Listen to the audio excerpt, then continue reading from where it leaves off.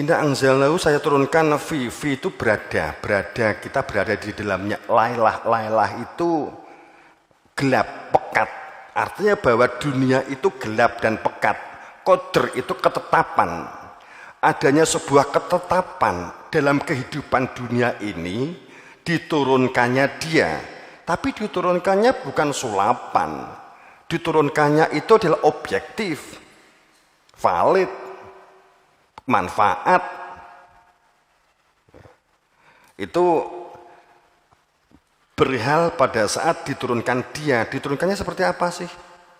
Ya setiap orang kalau ketemu Nabi Muhammad, Kanjeng Nabi, kula nyuwun ilmu untuk mengenali dia yang punya nama Allah. Oh iya, poso.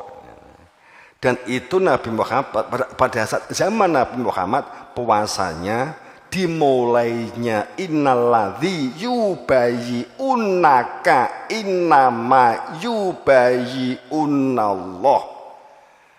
Prasyarat seseorang untuk menjadi musyahidan, menjadi orang yang bersaksi, menjadi orang yang mubasyiron, yang mengetahui hakikat hidup dan berada di dalam nadhiron, orang yang dilingkupi bimbingan, itu adalah innalladzi yubayyunaka, mereka yang berbaiat ditunjukkan tiga hal tadi itu, menjadi bersaksi, menjadi berada di dalam hakikat, dan mengetahui tujuan hidup. Maka itu diturunkannya dia. Itu mulai tanggal 17 Ramadan. Dulu Kanjeng Nabi itu berkahnya di malam hari. Kalau ada yang nyuwun ilmu, baiatnya itu di malam hari. Kemudian setiap hari ganjil, kalau ada orang di Semoyo enggak mendino, ya sok ya tanggal 19 Ramadan ya kowe kan wis telat. Nggih, enekne semoro tanggal 21 ya nggih, kan gitu. Kemudian untuk mentafakuri, untuk berada di dalam sebuah fakta. Oh iya ya, tanpa dia nggak bisa apa-apa, itu iktikaf. Iktikaf itu muhasabah, tidak sekedar muhasabah, tapi melakukan sintesa. Sintesa itu menyelami diri, mengenali diri dalam kehidupan ini. Pengaruh, impact, pengaruh terhadap ayat-ayat nyata, sejauh mana mempengaruhi keimanan kita untuk lebih mengokohkan keimanan itu. Jadi bukan kok Quran turun mung mentanggal 17. Kowe nek bapakmu meninggal, kemudian untuk bagi waris itu harus kamu lakukan. Nek turune itu mung tanggal 17 Ramadan, saiki mongko lagi baru saja selesai Ramadan, kemudian bapakmu, bapak dhewe meninggal dunia, kemudian apa ya arep ngenteni setahun kas. Kanjeng Nabi niki bapak ibu kula meninggal nih gimana nih? Oh, yang ngosek itu ayat tentang waris belum turun. Kita tunggu tahun depan sambil berdoa semoga tahun depan ayat waris itu turun. Kalau ternyata belum, ya bersabar. Terus gimana? Ya tukarano sik baik, kan gitu. Kamu berkelahi dulu sampai ayat itu turun. Apa begitu? Turunnya hanya tanggal 17 Ramadan.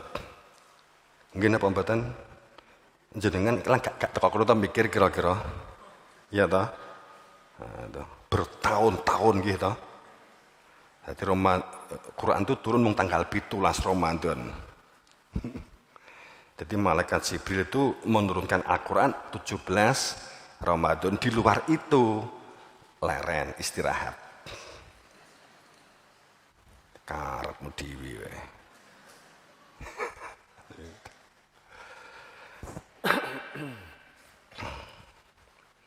Jadi Lailah itu simbol kehidupan dunia. Dunia itu gelap jika tanpa ilmu. Gelap itu kenapa sih? Karena enggak mengenal Tuhannya. Kita di dunia ini enggak kenal tujuan hidup. Untuk apa hidup? Tidak mengenal jati dirinya. Tidak mengenal sopo man ismuka, siapa atau saya, ini nggak mengenal. Kalau orang itu sekarang itu kalau kita mengenai diri, itu memang harus ada yang menunjukkan. Tapi kalau orang itu nggak mengenal dirinya, katakanlah orang gila secara fisik, ya secara fisik. Kalau ada orang gila itu nggak mengenal dirinya, gelap nggak? Gelap betul. Kalau ada orang, dia nggak mengenal dirinya, kita melihat, oh kayak onyo itu orang itu, kan gitu lah. Onyo itu gelap orang itu gitu loh. Dia nggak tahu benar salah, nggak tahu cak-cakane pakaian, kemana-mana pakai keluntung, kemana-mana pakai ompreng dikalung ke, kemudian bolak-balik merdeka, di mana-mana teriak merdeka, terus langsung kamu simpulkan dia orang gila, berarti dia di dalam gelap gitu loh. Orang yang nggak tahu tujuan untuk apa hidup. Makanya enek ungkapan akeh wong edan ning ora konangan. Kalau tentang secara fisik maka kita bisa ngamati, tapi kalau mengenai hakikat diri atau jati diri yang berada di dalam anfus, di dalam jiwa, itulah intinya manusia enggak dikenali, maka itu Quran menyebut orang yang berada di dalam gelap. Karena dunia untuk dunia tujuannya, padahal dunia itu tujuannya untuk menyatakan kembali kepada dia yang dikenali. Maka itu disebut sebagai dunia yang gelap, ditunjukkannya dia di malam hari. Di dunia ini, di dunia ning ditunjukkan sing duwe jeneng Allah. Maka wa ma'atrakama yaumidin itu sindiran. Tapi tidak butuh jawaban karena ungkapan ini pasti. Tahukah kamu apa toh kemuliaan itu? Sudah dijawab, sesuatu yang hebat, sesuatu yang luar biasa. Tenanano. Jadi orang yang dikatakan bahwa di malam hari tapi ada ketetapan ditunjukkan keberadaan dia yang punya nama Allah, itu adalah diserupakan dengan waktu 1000 bulan, saking hebatnya. Tidak ada anugerah yang melebihi anugerah mengenali keberadaan Tuhan, sehingga dunia ini diketahui posisinya sebagai media, sebagai alat untuk menuju kepada dia, hanya alat. Sehingga apakah punya jabatan atau tidak, miskin atau tidak, posisi apapun, yang penting melakukan ikhtiar, lakon dan pitukon dilakukan, lakon perbuatan-perbuatan jasadiah yang dilakukan, kangelane jiwa raga yang dilakukan, kerangka dalam menuju kepada Tuhannya. Pitukon kelangane, kehilangannya harta benda, supaya tidak kumantil kepada hal dunia yang jika meninggal pada saat masih kumantil menjadi hijab untuk menyatakan kembali kepada Tuhannya. Itu yang sebenarnya pada saat kalimat Lailatul Qadri khairum min alfus sahrin, tanazalul malaikah, kemudian diturunkan malaikat. Ini saya apa adanya masih supaya kamu bisa tahu perbedaannya. Tanazalu, diturunkannya malaikat. Artinya bahwa dimunculkannya kesadaran patuh dan tunduk bagaikan pada saat orang-orang di zaman Nabi Adam, saat diperintah oleh Allah melalui utusannya untuk sujud kepada Adam, Semuanya menjawab fasjudu, maka bersujudlah mereka ini. Yang diperintah oleh Allah para malaikat itu sapa toh? Orang yang sadar bahwa tanpa dengan keberadaan Tuhan nggak bisa apa-apa. Sapa malaikat itu zaman Nabi Muhammad, zaman Nabi Adam. Ya menungso, mbok kira apa sapa? Ya manusia. Manusia yang telah beriman itu maka dengan izin Tuhannya. Jadi malam itu kesadaran malaikat. Disebut malaikat karena punya guru. Bersujud atas perintah Tuhannya. Itu malaikat biizni rabbihim, dengan izin. Namanya izin itu bukti. Izin itu bukti lembaran yang menunjukkan bahwa kamu dapat disposisi atau rekomendasi atau memo bahwa kamu itu memang dapat izin dari Robmu gitu. Rob itu sistem. Kita berdunia ini sehingga berada di dalam sistem Tuhan jika mengenal utusan Tuhan. Maka kita berada di dalam sistem. Kalau kita nggak mengenal Tuhan, nggak mengenal utusan Tuhan, maka itu di dalam sistem nafsiyah.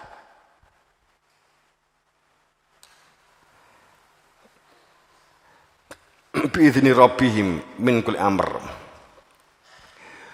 Sehingga berada di dalam kepatuhan dan ketundukan al-hudu al-mutlak, menjadi jelas tujuan hidup, untuk apa, bagaimana hidup. Itu dengan hanya izin Rob. Dengan izin Rob. Karena oh iya Nabi Muhammad atau Nabi Isa atau Nabi Musa atau Nabi Ibrahim, oh iya kalau kamu memang punya ilmu, kalau kamu memang ingin genepi kehidupanmu dengan ilmu, itu namanya biizni rabbihim, kan begitu. Sehingga min kulli amr, dari setiap urusan yang kamu jalani, dari setiap urusan yang dilakukan, urusan yang dijalani berada di dalam amr, di dalam perintah. Artinya bahwa apapun yang dilakukan itu akan berada di dalam perintah. Semua urusan kehidupan ini pada saat telah mengenal keberadaan Tuhan ditunjukkan oleh yang hak, sah dan wenang, ditunjukkan dia sehingga dia berada di dalam hati salam, maka kehidupannya berada di dalam siklus keselamatan sampai hatta matla'il fajr, sampai meninggal dunianya menyatakan meninggal yaumun nadhiroh ila rabbiha nadhiroh, menyatakan menyatu dengan Tuhannya. Jadi di sini saat, jadi bukan perkara Lailatul Qadar ki kemudian kowe entuk watu, kowe entuk apa bledek, apa kowe kudanan, atau kowe pas enggak ada angin, enggak ada hujan. Ya, Lailatul Qadar kan begitu kan? Cirinya Lailatul Qadar itu ora enek angin, enggak ada angin, enggak ada hujan, mendung ning ora udan, ning ya ora panas. Ngoten nah Lailatul Qadar ki, gitu loh. Terus enek watu ceblok ngenai bathukmu. Padahal enggak ada angin loh. Tapi tiba-tiba itu saya itu kena batu. Berarti ini adalah Lailatul Qadar. Itu Lailatul Qadar, Mas.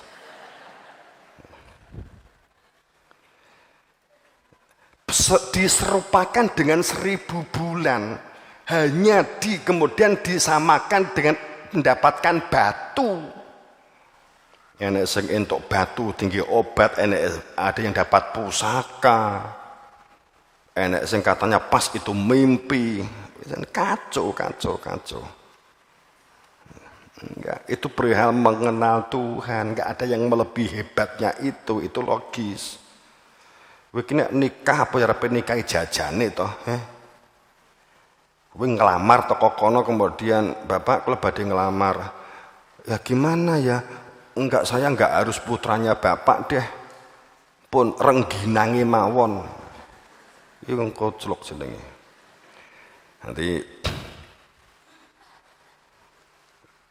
maka itulah yang sesungguhnya Lailatul Qadar yang disempurnakan.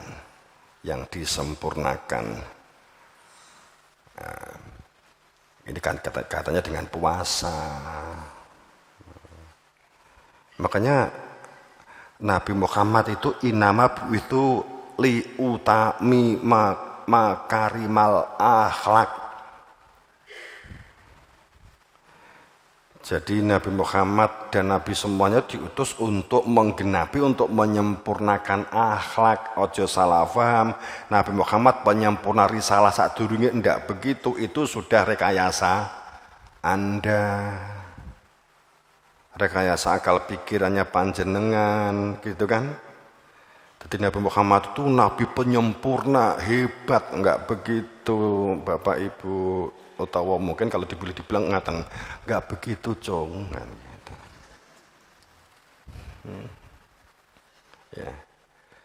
Semua Nabi itu penyempurna, semua Nabi penggenap. Nabi Muhammad di dalam Tauratnya juga mengatakan bahwa sang penggenap. Nabi Musa malah ada ayatnya sebagai sang penggenap. Malah yang sebagai sang penggenap penyempurna itu Nabi Musa, itu enek ayate gitu loh. Jadi sesungguhnya bahwa saya diutus Nabi Muhammad menghentikan begitu untuk menyempurnakan makarim, menyempurnakan akhlak, menyempurnakan. Jadi akhlak-akhlak yang apik, akhlak-akhlak yang baik. Lah ini An'am 154. Ini dibaca sendiri aja di depan itu. Tsumma atana Musa kitab tamaman 'alal ladzina dan seterusnya. Jadi pada saat kita berbicara mengenai bahwa tsumma atana Musa kitab tamaman, sempurna.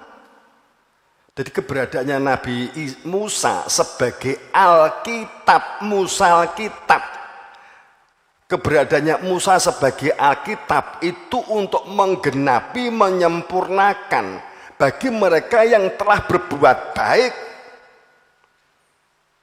Mereka yang telah berbuat baik, menyempurnakan dengan butiran iman. Itu keberadaannya Nabi Musa. Atayna Musa Alkitab tamaman. Musa sang risalah Alkitab untuk menyempurnakan tatanan lahir. Disempurnakan dengan butiran iman supaya kehidupan itu memiliki tujuan, mengetahui hakikat dan terbimbing dan menjadi dalam kepastian dan tidak dalam ambigu. Surga itu tidak dikenali melalui bacaan, tapi kepastian surga ini memang dikenali walaupun orang mati dikenali. Maka kenapa dikatakan di bulan Ramadan itu surga pintunya dibuka, pintu surga babun batinuhu fihi rahmah, ilmu yang menjadikan jika sewaktu-waktu masa pakai jasad habis dapat menyatakan kembali kepada Tuhan. Sehingga mereka ini yang disempurnakan dengan butiran iman ini ada mereka yang berbuat baik. Dan untuk menjelaskan segala sesuatu sebagai petunjuk dan rahmat agar mereka ini bersaksi ilmu untuk menemui Tuhan. Ayatnya kan begitu Bapak Ibu, ayatnya kan begitu. Jadi wa rahmah la'allahum biliqa'i rabbihim yu'minun, ini kan jelas banget. Jadi keberadaannya Nabi Musa itu untuk menyempurnakan kehidupan berdunianya supaya ahsan, supaya di dunia itu ahsan, manunggal, menyatu, sadar bahwa tanpa dengan nggak bisa apa-apa, ahsan. Karena ada ruh, ada fitrah yang asalnya dari Allah disebut hasan, menjadi yang muhsin. Itu ini kaitannya dengan biliko, supaya jika sewaktu supaya biliko supaya dapat bertemu bermuwajahah, bertatap muka, menyatakan faqim wajhaka, menghadapkan wajah pada Allah, wajah fitrah pada fitrahnya Allah. Ayat itu jelas banget, ya, banget jelas kalau mau jujur. Kemudian makanya di dalam al-hujurat yang sering kita haturkan, qolati arabu amanna,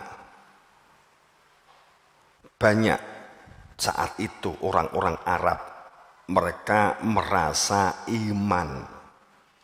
Jadi orang-orang Arab di zaman Kanjeng Nabi itu merasa wis iman. Hanya dengan membaca, hanya dari ngikuti pengajian sana sini, zaman Nabi Muhammad biyen lo ya. Kemudian dia berteriak, qolati a'rabu amana. Saya iman loh, saya iman. Nah, gitu. Kemudian saat Nabi Muhammad kemudian menjelaskan, kulam tu'minu, lam sama sekali, tu'minu, kowe urung iman. Ngose, nanti dulu. Iman ki orang nganggo intuisi.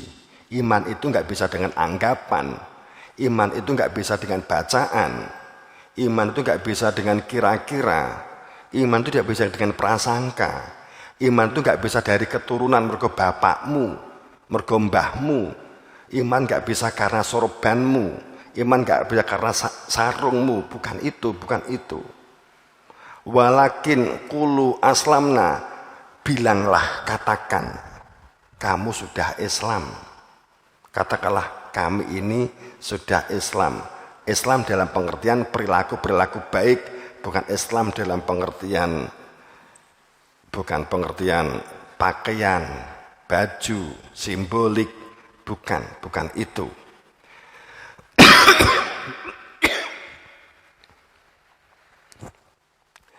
Sebab masalah iman itu walama yadkhulul iman fi qulubikum. Iman itu harus menyatakan secara fakta, melihat keberadaan Tuhan, yadkhul benar-benar masuk butiran iman, keberadaan gaibnya diri Tuhan. Ada metode atau sistem supaya kita mengenali Tuhan dari yang hak, wenang dan sah. Maka dikatakan yadkhul iman itu adalah yu'minu bil ghaib. Itu menjadi jelas, walama yadkhul iman fi qulubikum. Iman itu enek perkara butiran yang dimasukkan di dalam dada sehingga ada kehadiran Dia yang punya nama Allah.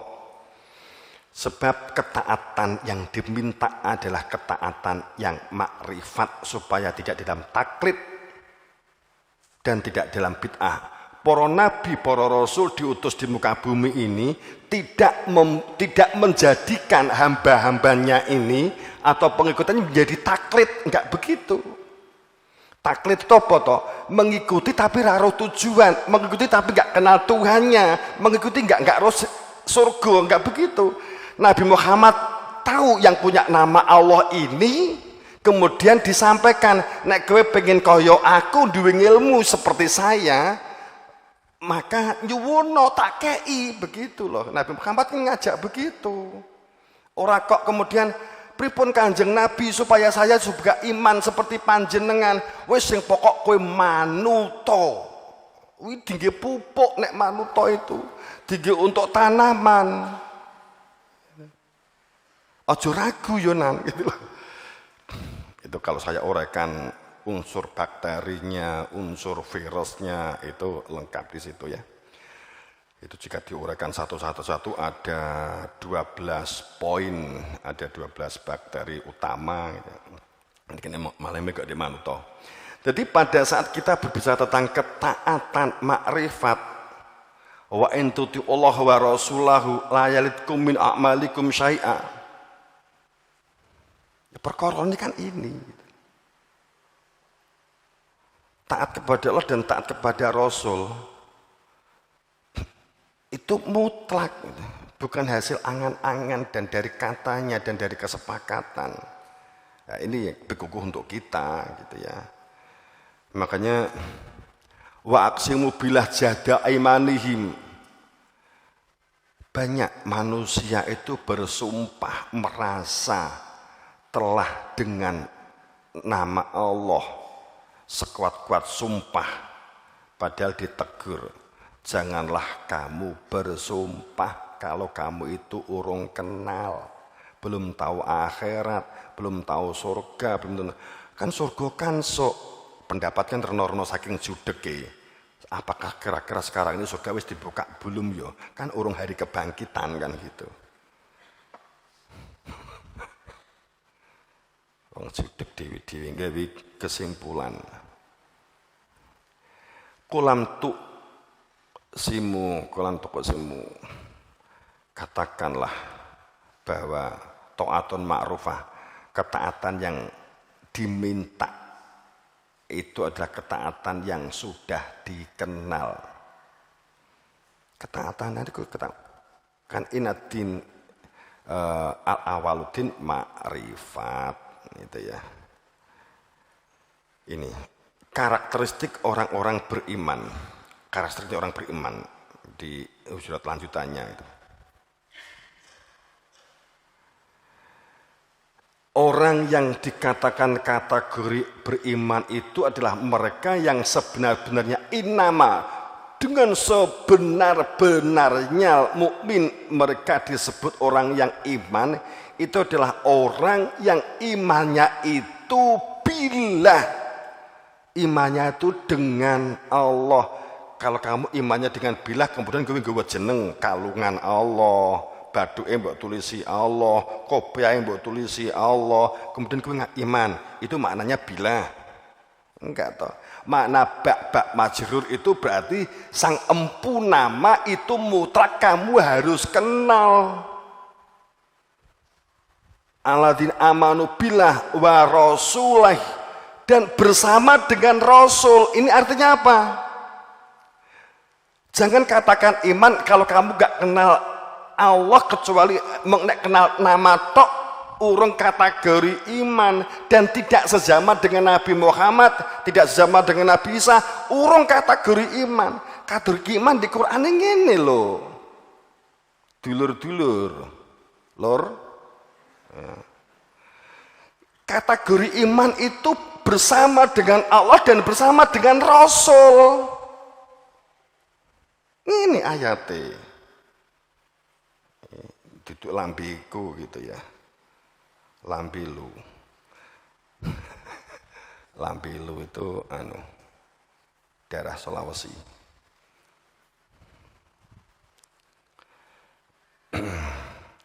Kemudian sama sekali menjadikan tidak ragu karena Allah dikenali dengan sebenar-benarnya, dan tidak menjadi ragu karena satu zaman dengan utusan itu yang tahu persis tentang akhirat, caranya mulai di akhirat, tahu persis, maka cuma tidak ada keraguan sama sekali. Dan siap diajak untuk berjihad, wajahadu, berjuang bi amwalihim wa anfusihim fi sabilillah, dengan harta dan jiwa mereka. Ini karakteristik orang-orang yang beriman.